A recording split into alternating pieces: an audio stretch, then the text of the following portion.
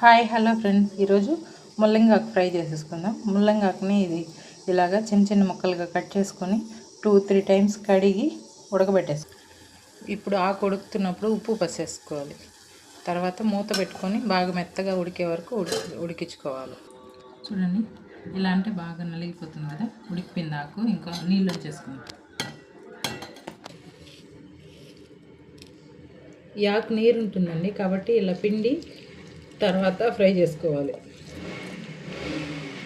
ఇలా విడివిడిగా అనుకొని వేసుకోవాలి.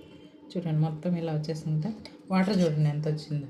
ఇందులో ఆయిల్ వేసుకొని, ఆయిల్ వేడెక్కాక ఆవాలు, పప్పు, ఎండుమిరపకాయ వేసుకొని వేయించుకోవాలి. నెక్స్ట్ ఆనియన్, వెల్లుల్లి, నెక్స్ట్ కర్రీ లీవ్స్ వేసుకొని బాగా వేయించుకో. ఆనియన్ వేగిపోయింది, ఇప్పుడు ఆకు వేసేసుకొని